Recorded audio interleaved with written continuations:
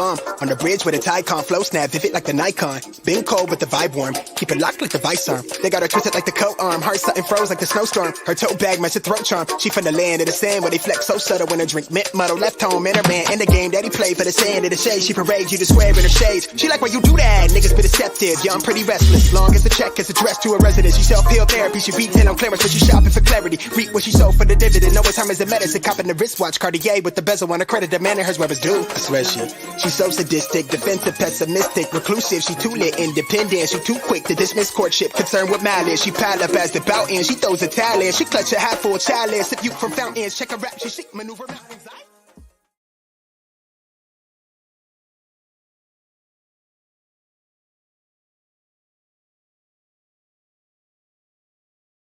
Well, first of all, listen, it's interesting about all these young guys today.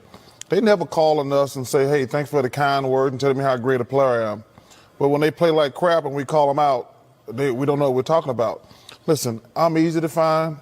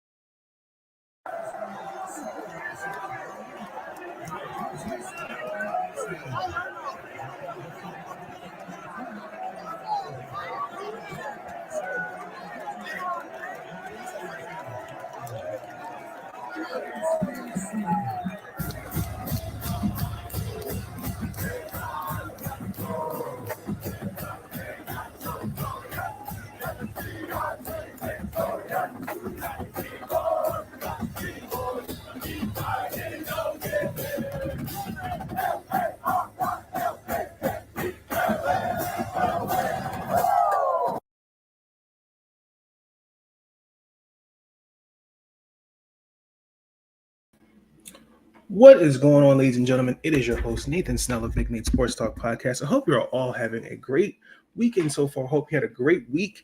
Hope you are doing something fun. Hope you're all staying a little warm and starting to get a little chilly. Fall is in the air. This is season 11, episode 1 of the podcast. Welcome. I know it's been a few days since you last saw me. That was in episode 30, season 10. I've got 30 episodes of that done in. I had plans of going live yesterday, but it was a little had some other things I had to do. And before we get into the video, there are some things I want to like to say up front. All the episodes for season 10 were up, I think 17 uploaded so far on Anchor via Spotify. The rest of them will be uploaded this weekend, so please forgive me on that. A couple of videos are coming out today. The Baltimore Ravens preview versus the New England Patriots, and the Washington Commanders versus the Philadelphia Eagles. And we have some other stuff coming out as the week progresses. So be tuned in for those videos as well. But as you have seen the title of this video, we are previewing Michigan football versus the Maryland Terrapins. But before we get into that, we need to recap before we preview this game, preview the big win Maryland had against SMU. The final score, 34-27 Maryland over SMU. A couple things looking at that game.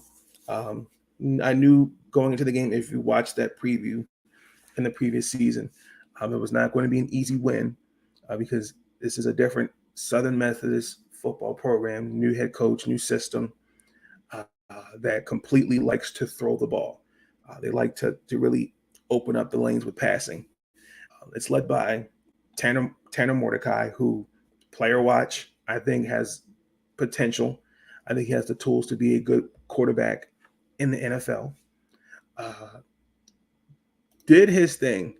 I mean, but for the most part, I thought that looking at those three, looking at the game, there were a couple things that stood out to me.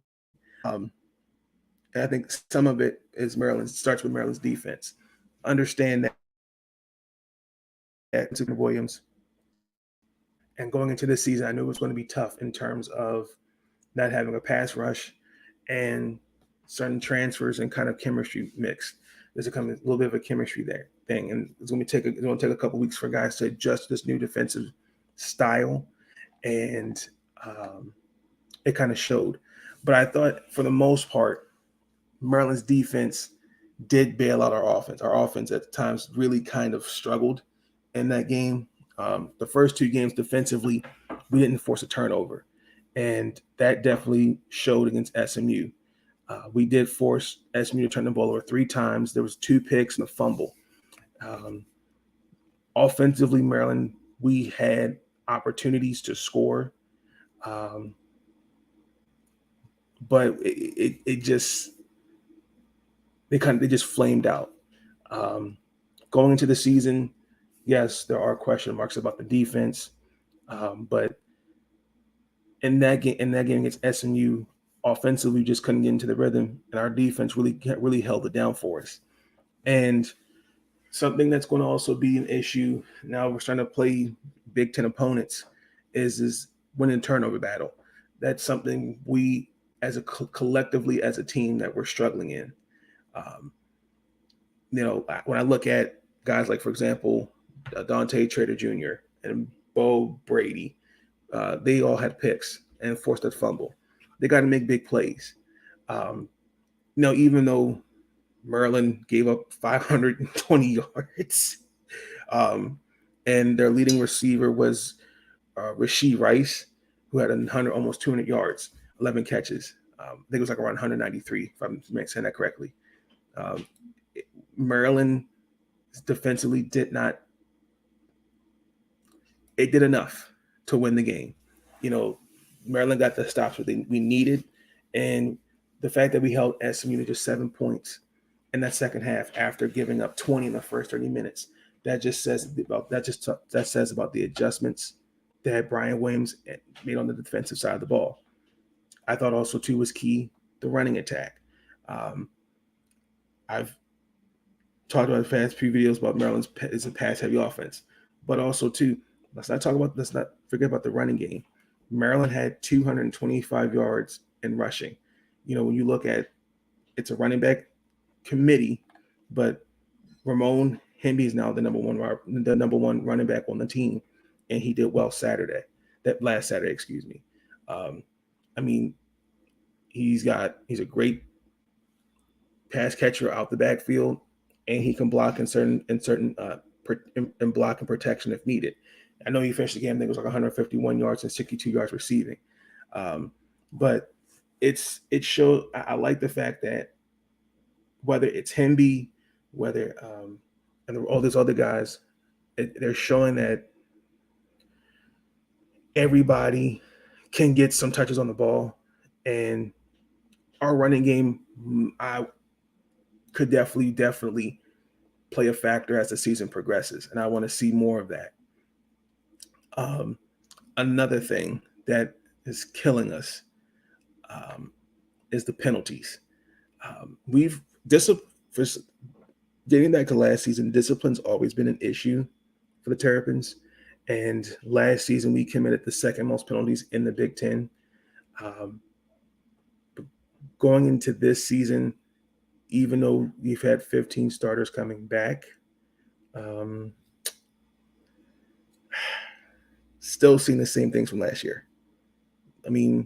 Just in that game against SMU, he had 15 penalties. I think so far in the year we've committed 31. And those 15 penalties against SMU cost us 141 yards given up by penalties. At one point, we were down by 10. Some of that was a couple things, a false start, and we had to punt the ball, unfortunately. I think we had like a 4th and 1. It was on our side of the field, and then that's when the false start occurred, and we had to punt the ball, unfortunately. There were like 3 false starts in that game as well. So I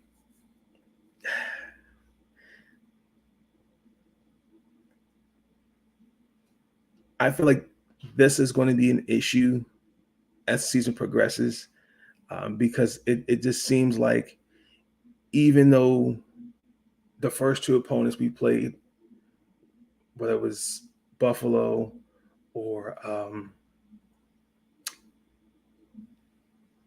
oh my gosh, can't I get the other school we played? Sorry, I lost out of my head.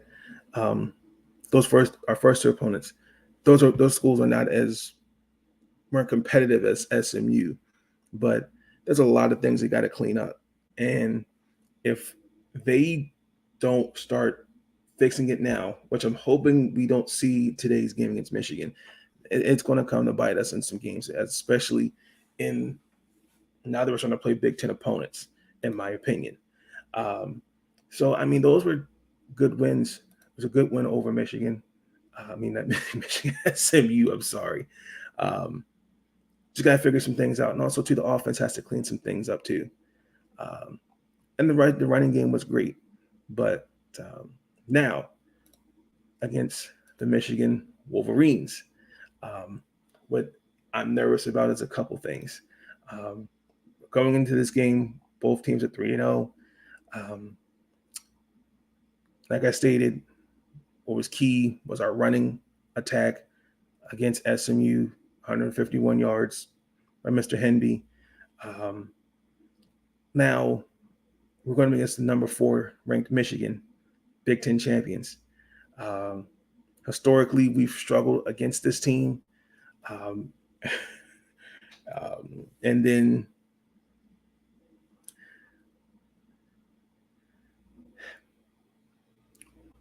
I know history, sometimes people say, well, history repeats itself, and I think that's going to be different. I know, I know Mike Locksley, I think he coached. I know when we played Penn State and Iowa. Yeah. Those were painful losses too. I think going into this game, I don't even know people have picked Michigan, to beat us. I feel like it's a different team. The only thing that's a little different about Michigan is that, yes, they beat Ohio State last year the first time since 2011. And then before they lost to Georgia. Now, you look at Michigan, I think even though they'll be fine, now Jim Harbaugh now has to keep Michigan afloat and competing for years to come. They're still one of the top talented schools in the country. They beat, I think they started off at number 8. And after beating Colorado State, Hawaii, and UConn, I think we're going to be a little bit more of a better matchup. Now, they got a starting quarterback out there, J.J. McCarthy. I think he was a 5-star recruit. Cade McNamara was the starter. He was behind Cade before he took the job, before he became the starter. And I think he's going to have a breakout year. I think he might get some consideration for Big Ten Player of the Year. Just the first 3 games, I'd look at these statistics, stats. He's thrown for 473 yards and 3 touchdowns. So a couple things are he has an arm, playmaker with his feet. And you're going to see some quarterback style runs because that's what they play to his strengths. But if you take away the run, which again is going to be key, is pass rushing, but also to, showing some type of zone defense, those kind of things. I want to see those kind of things. Then you've got obviously Mr. Blake Corum out of St. Francis Academy, Baltimore's finest. He definitely leads the league in running with 7 touchdowns. 5 of those came against UConn, if I remember correctly, because Donovan Edwards. If I'm looking at their injury report, he's right now out with a leg injury. So I mean, he's carrying the running offense as of now. And then when you look at their defense, I mean, though they're seniors, DJ Turner, Mozzie Smith. Now that Aiden Hutchinson and David Ojabo are in the league, their front sevens are looking a little different. And I think that you have Mozzie Smith, who was an all Big Ten honorable mention last year. That's key. And then you have DJ Turner and Ike Smith. I think were also honorable mentions as well. So I think those are the guys. Those are just guys on the defensive side that come to stand in my mind. But I think the biggest key is if you're Maryland, they have a balanced. Michigan has a balanced offense.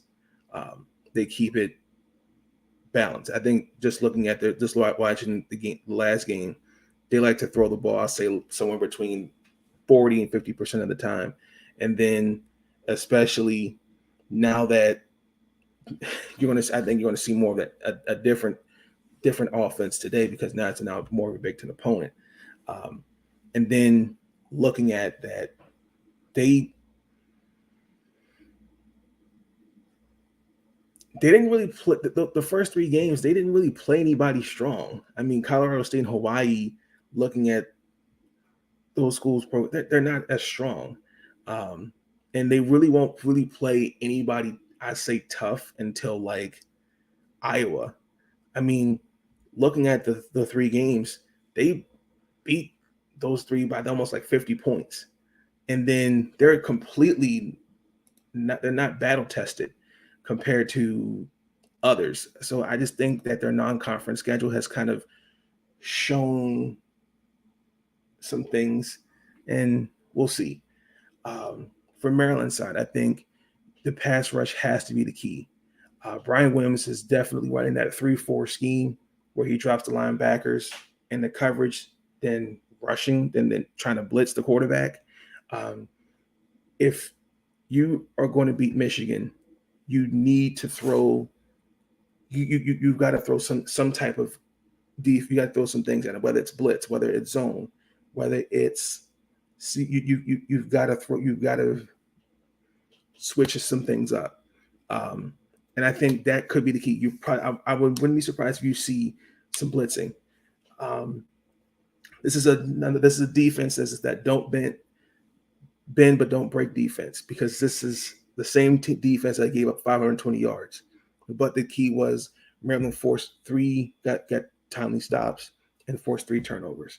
And I think that especially in the red zone, because that was also our key. That's where we made some of a couple of stops. Force turnovers, make defensive stops, and I think you'll be okay. And also too, you've got to stay disciplined. You've got to stay focused, because when you had 15 penalties against SMU, Michigan's going to be different, because if there are that kind of number, if you see that same number of penalties against a team like Michigan, Michigan will definitely take advantage of those penalties, whether it's extending drives, field goals, whatever. Like you have to stay disciplined. That is the key, I think, to beating Michigan in this game. And also too, offensively, even though the offense stalled a little bit in that game against SMU, I think the offense is going to be a little bit better.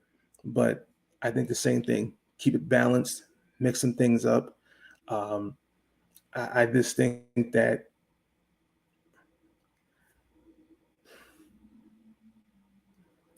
the offense has shown that what it can do, it has potential. It just has to be disciplined. And I think they'll do it. I think Maryland will come in this game ready. But I think the Maryland Terrapins, I'm going to be honest, I see the game. I'll say Michigan 35, Maryland 28. Guaranteed. I can see the game like that. I don't see like 45-3. I don't see a score like that. So yeah, I mean, that's how I see the game. I think it's gonna be a good game. We're actually about to start in a few minutes, and I'm excited for it. So with that being said, we're going to get into our last segment of the podcast. Incoming message.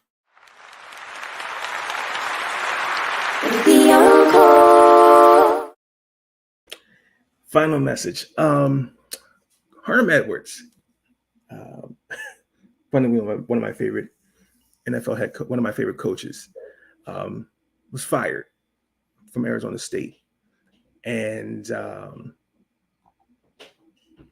there was a video that went viral of the AD and the president on the field waiting for him, and letting him know that they were going to let him go. And he finished I know he won 26 games out of 20. He did lead them back in 2019 to the Sun Bowl. And from what I'm understanding is that there were several staff members that were leaking information to opponents and getting him fired. I think that's disgusting. I think that really says a lot that it's a bad look, not only for those who did it, but for the school. Because supposedly, according to what I've read, that the bylaws are with NCAA football, Herm Edwards did not familiarize himself with it, and a lot of people within Arizona State's athletic department did not feel that. I believe that he will get another coaching opportunity. I just feel like he was definitely screwed over. And I really do hope that there is a consequence to Arizona State's athletic department, because the fact that you did that and you filmed it, that really, really rubs me the wrong way. And the fact that you would even leak that is information to other opponents, that really says a lot. Not only as a program, but as a no, this is not pre-recorded. This is not pre-recorded. This is live. I just don't like that.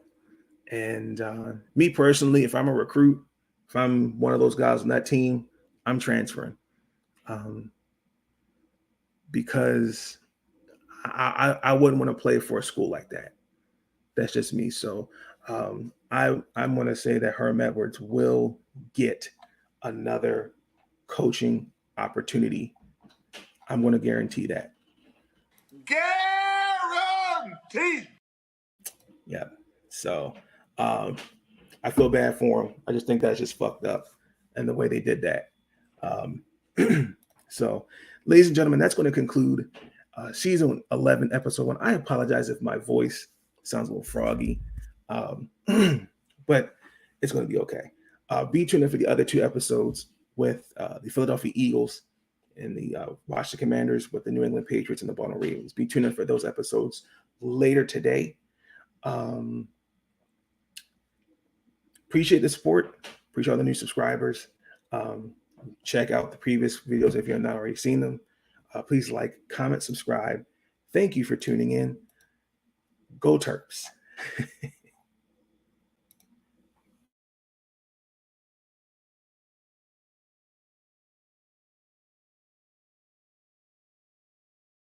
But I get sick of these guys complaining. These young guys, they never call us and say, when a coach is wrong, I'm going to call him out. But when players are wrong, I'm going to call them out. Thanks for the kind words. But listen, I'm going to criticize guys that they deserve it. And listen, they can kiss my ass if they don't like it.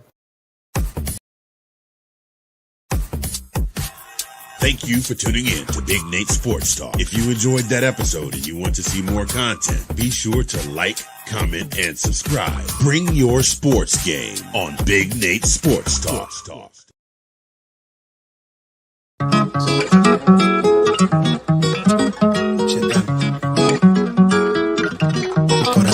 Dump and a jump for the shit. Up top when I speak, all cap with the speech till they caught up in the rapture.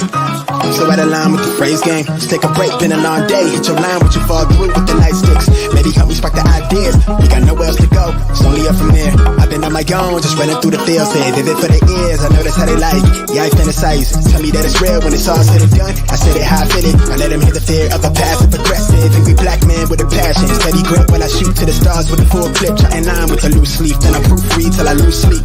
Couldn't handle the truth. Get bed with the writing. Love at first sight shit. Art over hype shit. Need a sound bite for the time capsule. Press play, they pause time for a bit. Smitten, I admit it, couldn't kick it. I'm in love with the fine print. Scribble type of shit they wouldn't find behind it. Why the suspicious behind the eyelid. Tell a reckless with the clauses. Careful with the cost me. Need this shit forever, but I never ever stop until they put me in the coffin or they off me. Fuck niggas quick to auction, they false print. Always read this shit with a